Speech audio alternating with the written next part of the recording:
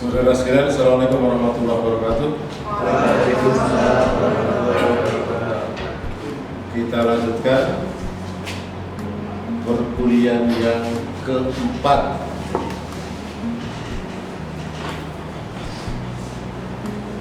Kita akan membahas materi tentang hak istimewa atau privilege. Hak istimewa atau privilege ini merupakan hak jaminan khusus yang lahir karena undang-undang. Hak jaminan khusus yang lahir karena undang-undang. Hak istimewa ini diatur dalam pasal 1134. Di sana dikatakan hak istimewa adalah suatu hak yang oleh undang-undang diberikan kepada seorang berpiutang sehingga tingkatannya lebih tinggi daripada orang berpiutang lainnya semata-mata berdasarkan sifatnya piutang. Yang pertama, privilege adalah suatu hak. Kata hak di sini maksudnya adalah hak jaminan yang oleh undang-undang. Artinya privilege atau hak istimewa ini lahir, timbul karena undang-undang, bukan karena perjanjian, dan tidak boleh diperjanjikan. Diberikan kepada seorang berpiutang, artinya diberikan kepada kreditur tertentu, tidak kepada semua kreditur, tetapi hanya kreditur tertentu, sehingga tingkatannya lebih tinggi. Privilege atau hak istimewa menjadikan krediturnya berkedudukan sebagai kreditur yang lebih tinggi dibandingkan orang berpiutang lainnya. Orang berpiutang lainnya di sini maksudnya adalah kreditur konkuren. Sehingga kreditur pemegang hak istimewa atau privilege adalah kreditur yang kedudukannya lebih tinggi dibandingkan kreditur konkuren. Kata lebih tinggi artinya lebih didahulukan pemenuhan piutangnya. Tuh, kreditur yang memiliki hak pelunasan lebih dulu dibandingkan kreditur konkuren. Karena apa? Undang-undang menyebut semata-mata berdasarkan sifatnya piutang. Maksudnya adalah terhadap piutang-piutang tertentu, terhadap kreditur-kreditur tertentu, undang-undang memberikan sifat istimewa. Tagihannya dinamakan tagihan istimewa atau tagihan privilege, krediturnya dinamakan kreditur pemegang hak istimewa atau kreditur pemegang privilege. Sampai di sini kita sudah membicarakan dua jenis tagihan dan dua jenis kreditur. Pertama, tagihan konkuren dan kreditur konkuren. Yang kedua, kita bicarakan tagihan hak istimewa dan kreditur pemegang hak istimewa. Tagihan istimewa salah satu jenis tagihan khusus. Kreditur pemegang istimewa sebagai salah satu kreditur pemegang jaminan khusus. Tagihan yang mana? Yaitu tagihan-tagihan yang nanti diatur dalam pasal 1139 dan pasal 1149.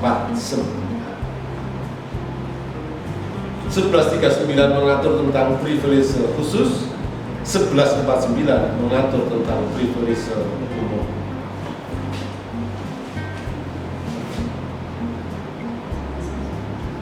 Apa itu privilege?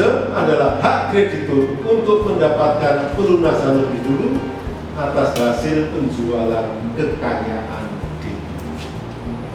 Isinya privilege, isinya hak istimewa adalah semata-mata hak kreditur untuk mendapatkan pelunasan lebih dulu. kedudukannya lebih tinggi dibandingkan para kreditur pokok. Tadi dalam skema jaminan khusus dalam pertemuan ketiga sudah saya gambarkan jaminan khusus ada yang lahir dari undang-undang, ada yang lahir dari perjanjian. Yang dari undang-undang privilege, yang dari perjanjian ada jaminan ketundaan, ada jaminan perubahan. Jadi jaminan khusus terdiri jaminan privilege, jaminan ketundaan, jaminan perubahan. Privilege ini tidak termasuk jaminan ketundaan. Artinya tidak melahirkan hak kebendaan secara khusus, tidak mengikat kekayaan tertentu. Dalam arti tidak ada kekayaan tertentu yang secara khusus diikat sebagai jaminan.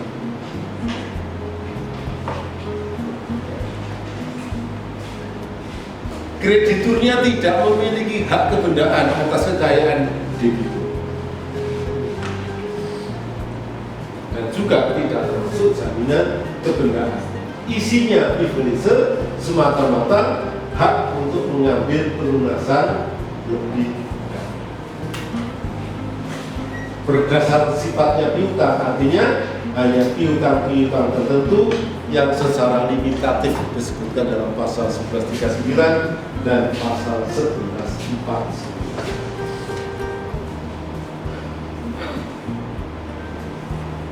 Sekarang ciri-ciri privilege.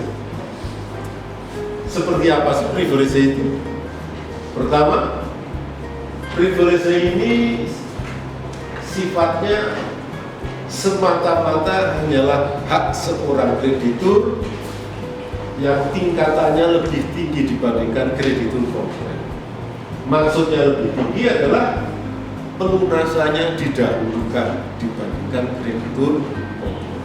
Jadi kalau kita akan melakukan pembayaran kepada para kreditur, di mana di situ ada kreditur preferred dan ada kreditur konkuren, maka kreditur preferred harus dibayar lebih dulu.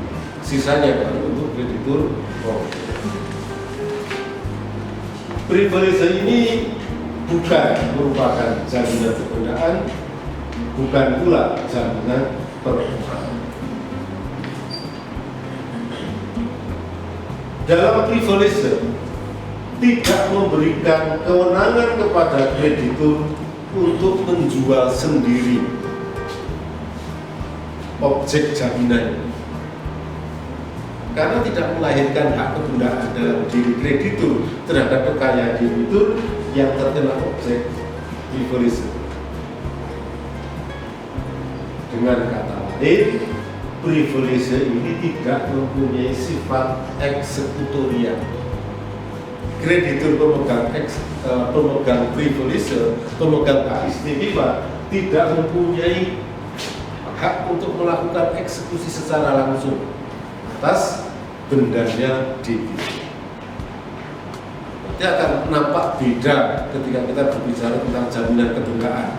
KD, fidusia, hipoteka, tanggungan di sana bersifat eksekutorial, di mana kreditur bisa langsung melakukan eksekusi kekayaan debitur tanpa melalui proses gugatan ke pengadilan. Kalau privilege tidak, isinya semata-mata hak mengambil pelunasan lebih dulu, tetapi tidak mempunyai kewenangan melakukan penyitaan atau penjualan secara langsung, jika tidak bersifat eksekutorial. Ciri yang lain, tidak bersifat droit de suite. Hak privilege tidak mengikuti bendanya. Salah satu ciri hak kebendaan adalah droit de suite. Hak kebendaan mengikuti bendanya di tangan siapapun objek itu. Seorang pemilik hak, pemilik barang yang kehilangan, kecurian barang, lalu menemukan barang itu di dalam kekuasaan orang lain, si pemilik berhak menuntut orang itu agar barang itu diserahkan, karena hak milik itu melekat dimanapun barang itu berpindah, dia berhak menuntut. Seorang kreditur pemegang gading, seorang kreditur pemegang fidusia memiliki hak kebendaan atas benda jaminan. Kalau benda hilang, benda dicuri, benda itu beralih dalam kekuasaan orang lain, kreditur tetap dapat melaksanakan hak-haknya sebagai pemegang jaminan. Salah satunya dia berhak menuntut penyitaan, berhak menuntut penjualan. Contoh dalam perjanjian pembiayaan konsumen yang dijamin dengan fidusia, orang beli kendaraan bermotor, beli mobil di motor, dijamin dengan jaminan fidusia. Oleh debitur, cicilan belum lunas, motornya, mobilnya dijual atau dialihkan kepada pihak lain. Kreditur berhak menyita ataupun menjual barang jaminan. Ini pemegang fidusia. Sama, pemegang gaji, pemegang hipotek, pemegang hak tanggungan bersifat eksekutorial. Dia mempunyai hak untuk menyita, mempunyai hak untuk menjual. Privilege itu. Dan hak jaminan kebendaan mengikuti benda di tangan siapapun benda itu. Barangnya dialihkan oleh debitur, bisa dilaksanakan. Dia dinamakan sifat droit de suite. Hak itu mengikuti bendanya di tangan siapapun benda itu. Nah, privilege tidak memiliki hak. Privilege tidak diberi sifat droit de suite, sehingga privilege ini hanya bisa dilakukan, bisa dituntut sepanjang bendanya debitur masih berada dalam kekuasaan debitur, masih menjadi miliknya debitur. Kalau bendanya sudah dijual, privilege hapus. Undang-undang memberikan sifat privilege pada tagihan tertentu, tapi juga ada kelemahan. Sepanjang dijual, privilege hapus. Tapi kalau gade fidusia, benda jaminan, benda gade, benda fidusia dijual oleh debitur secara melawan hak, kreditur tetap bisa menuntut barang. Haknya sebagai pemegang jaminan tetap dapat digunakan, tetap dapat dilaksanakan, dapat dituntut. Beda dengan privilege. Tadi kita bicara tentang pengertian privilege, lalu kita bicara tentang ciri-ciri privilege. Sekarang apa itu? Tagihan apa saja yang termasuk tagihan privilege? Kita lihat pasal 1139. Pasal 1139 ini mengatur tentang privilege khusus. Jadi privilege itu nanti dibedakan menjadi dua, privilege khusus dan privilege umum. Hak istimewa yang sifatnya khusus dan hak istimewa yang sifatnya umum. Maksud khusus dan umum di sini adalah kekayaan yang mana miliknya debitur yang dikenai privilege, yang dikenai hak istimewa. Kalau privilege khusus berarti tertuju pada benda tertentu miliknya debitur. Kalau privilege umum tertuju pada seluruh kekayaan debitur. Kalau kita bicara tentang jaminan yang tertuju pada seluruh kekayaan debitur, kita ingat pada jaminan umum. Jaminan umum itu jaminan yang tertuju pada seluruh kekayaan debitur. Begitu juga privilege umum tertuju pada seluruh kekayaan debitur. Tapi bedanya jaminan umum itu tagihannya dinamakan tagihan konkuren, krediturnya kreditur konkuren. Kalau privilege umum ini tagihannya tagihan khusus, jaminan khusus, krediturnya juga kreditur preferen, kreditur dengan hak untuk didasarkan. Hanya kekayaannya tertuju pada seluruh kekayaan debitur. Apa saja yang termasuk di dalam tagihan preferen? Tagihan privilege khusus.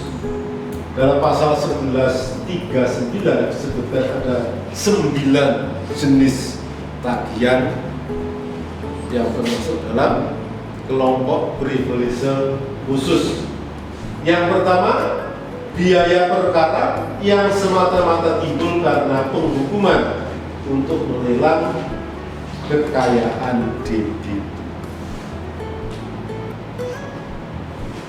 Biaya perkara berarti biaya sidang, biaya untuk pelaksanaan gugatan ke pengadilan.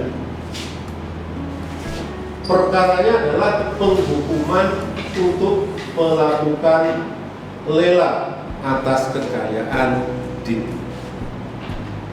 Perkara pelelangan, perkara untuk eksekusi penjualan kekayaan debitur. Uang sidang, biaya sidang.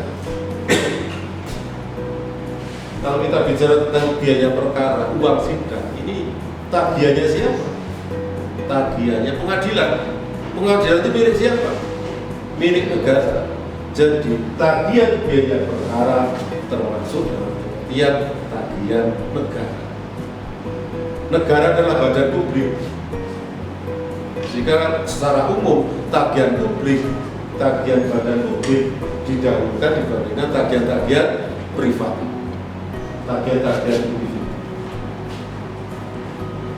Tagihan atas biaya perkara dikatakan tagihan semacam ini diambil lebih dulu dari uang hasil eksekusi di atas tagihan preferen yang lain, bahkan dari gadi dan hipotek.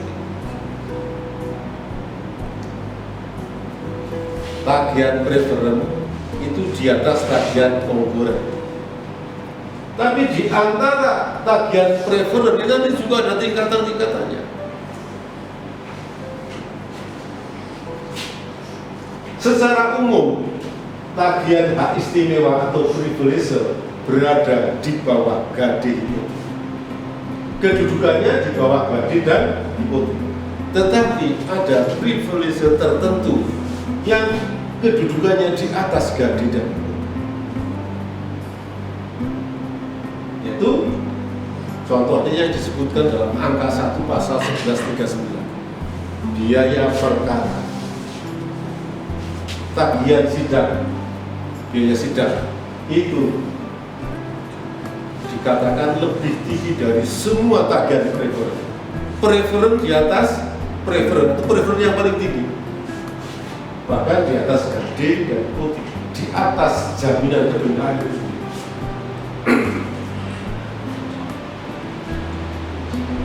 Nomor 2, uang sewa atas benda-benda tak bergerak. Penyewaan atas benda-benda tak bergerak, contohnya penyewaan tanah, penyewaan rumah. Kalau kita bicara uang sewa, ini tagihannya siapa? Tagihannya pihak pemberi sewa, orang yang menyewakan. Orang yang menyewakan tanah, orang yang menyewakan rumah. Berarti di sini ada peristiwa penyewaan, ada perjanjian sewa menyewa, tetapi belum dibayar atau pembayarannya belum tuntas. Maka tagihan pihak pemberi sewa termasuk tagihan yang diistimewakan. Yang ketiga, harga pembelian benda-benda bergerak yang belum dibayar. Harga pembelian benda-benda bergerak yang belum dibayar. Ini tagihannya siapa? Tagihan seorang penjual. Penjualan atas benda-benda bergerak. Berarti ada transaksi jual beli tapi belum dibayar, baik seluruhnya atau sebagian. Tagihannya seorang penjual. Yang keempat, biaya yang dikeluarkan untuk menyelamatkan barang. Biaya penyelamatan. Ini ada seseorang melakukan tindakan penyelamatan terhadap barangnya orang lain. Ada seseorang melakukan penyelamatan terhadap barangnya orang lain, di mana tindakan penyelamatan ini harus mengeluarkan uang biaya. seorang tetangganya rumahnya kebakaran. Lalu tetangganya memanggil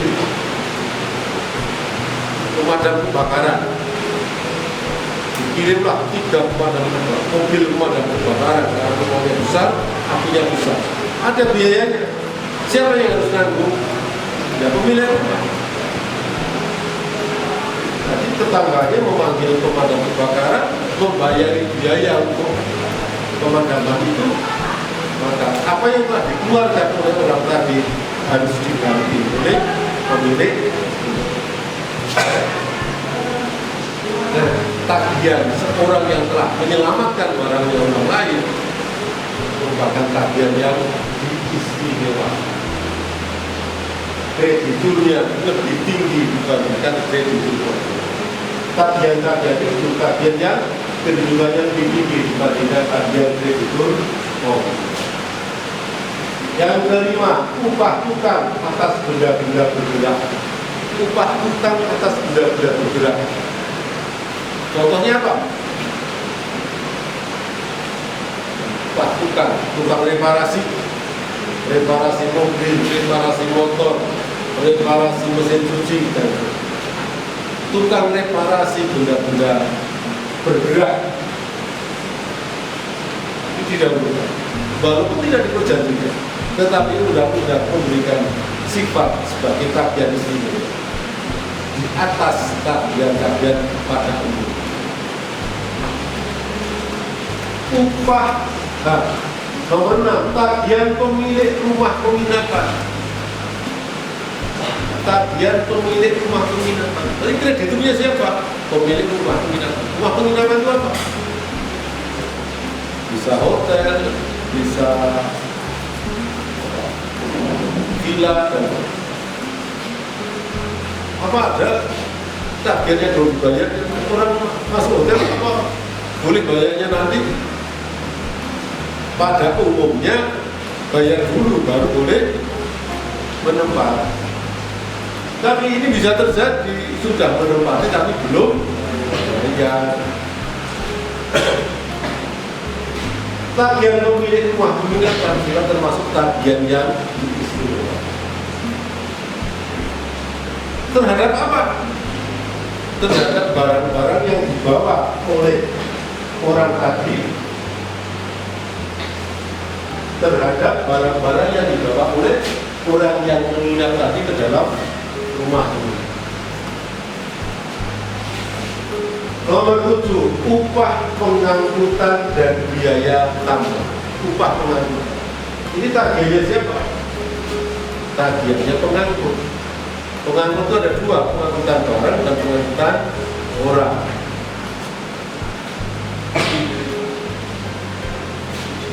Kirim barang, kirim kayu, kirim batu, kirim pasir, sudah dikirim belum? Tagihan-tagihan seperti ini bisa. Yang ke-8, upah tukang atas benda-benda tak bergerak. Diklik job sector.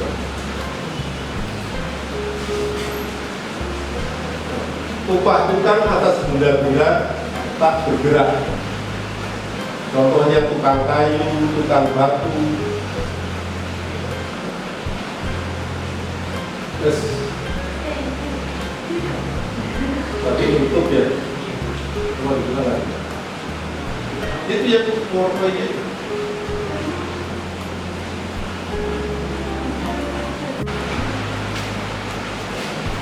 Upah tukang atas benda-benda tak bergerak, tukang kayu, tukang batu.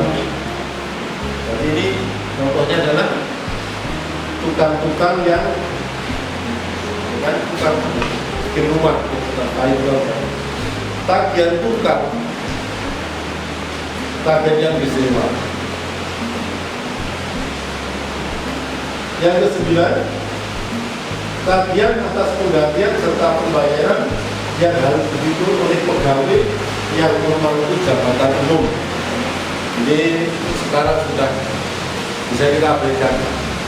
Jadi pemangku jabatan umum sekian notaris melaksanakan tugas itu juga harus membayar uang jaminan. Ini masuknya dalam ranah administrasi. Yang penting nomor 1 sampai nomor 8. Ini adalah jenis-jenis tagihan yang oleh undang-undang diberikan sifat istimewa. Krediturnya berkedudukan lebih tinggi dibandingkan kreditur yang lain.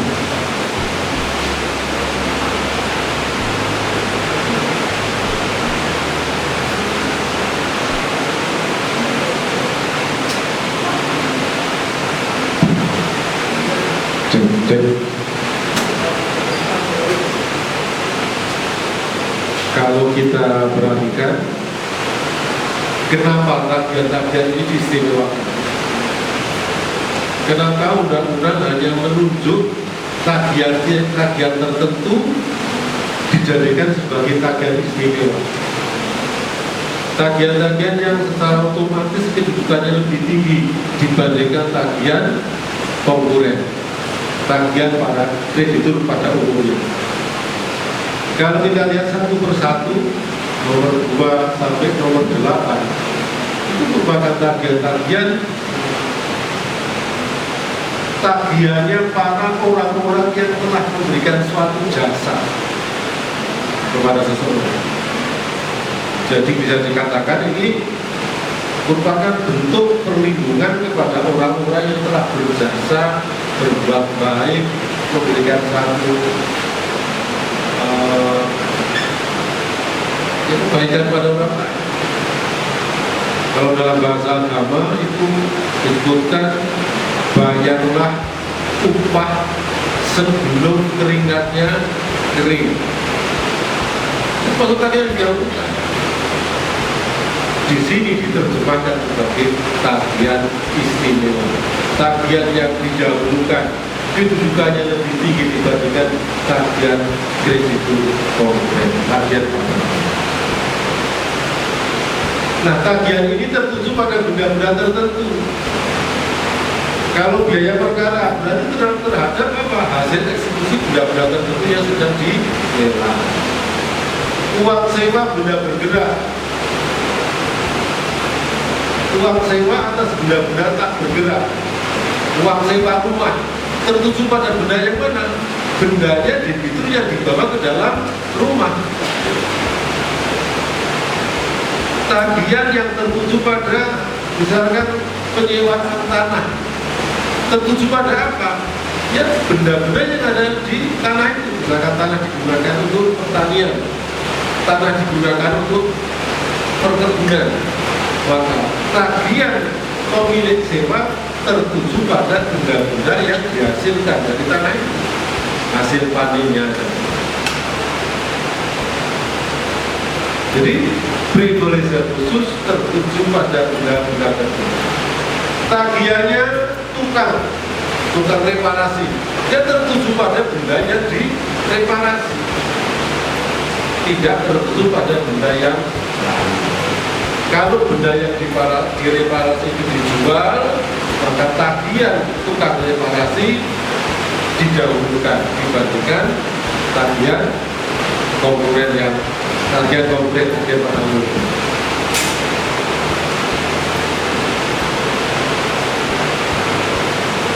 Tadi privilege khusus, kita lihat di sini dalam privilege khusus ini ada beberapa angka 1 sampai 9. Penyebutan angka dalam privilege khusus tidak menunjukkan tingkatan. Tidak berarti yang nomor 2 lebih tinggi dari nomor 3, tidak. Penyebutan angka dalam pasal 1139 tidak menunjukkan tingkatan. Mereka tingkatannya sama, sesama tagihan privilege khusus, kecuali yang nomor 1 itu memang tagihan privilege tapi di atas privilege yang lain, bahkan di atas tagihan privilege yang lain. Kalau yang nomor 2 sampai nomor 9 di bawah gadis dan putih, tapi yang nomor 1 itu lebih tinggi di atas yang paling tinggi. Ini jumlahnya paling tinggi, lebih tinggi di antara yang tinggi. Sekarang, apa itu privilege umum? Kalau tadi pasal 1139 mengatur tentang privilege khusus. Sekarang yang 1149 berbicara tentang privilege umum. Tagihan apa saja yang termasuk dalam tagihan privilege umum? Dalam pasal 1149 menyebutkan 7 jenis tagihan 1 sampai 7. Berbeda dalam pasal 1139. Di sana nomor tidak menunjukkan tingkatan. Tetapi kalau dalam pasal 1149 nomor ini menunjukkan tingkatan. Nomor 1 paling tinggi, nomor 2 lebih tinggi dari nomor 3. Nomor 3 lebih tinggi dari nomor 4. Ini merupakan tingkat. Karena tertuju pada seluruh kekayaan itu. Apa saja tagihan yang termasuk privilege umum? 1. Biaya perkara karena pelelangan dan penyelesaian suatu warisan. Perkara waris. Kalau ada gugatan waris otomatis tertuju pada seluruh kekayaan seorang pewaris. Gugatan seperti ini privilege umum, tapi kedudukannya lebih tinggi dibandingkan tagihan preferen yang lain, bahkan di atas gaji dan imunisasi. Seperti halnya nomor 1 pasal 1139. Walaupun dia kedudukannya sebagai tagihan privilege, tapi di atas gaji dan hipotek. Kata gaji hipotek termasuk juga hak tanggungan dan fidusia. Di bawahnya biaya perkara, yaitu biaya penguburan. Biaya penguburan si mati. Apa penguburan itu butuhkan biaya? Iya. Ada biaya penguburan yang biayanya sangat tinggi. Di Bali ada upacara ngabel. Di Toraja ada upacara apa itu? Namanya apa saya tidak tahu. Tapi pemakaman orang yang meninggal itu biayanya sangat mahal. Nah, biaya penguburan. Biaya penguburan itu kewajibannya siapa? Para ahli warisnya, ahli waris orang yang mati. Tagihan atas biaya penguburan ini berarti orang-orang yang telah berjasa, orang-orang yang telah memberikan pinjaman untuk upacara pemakaman.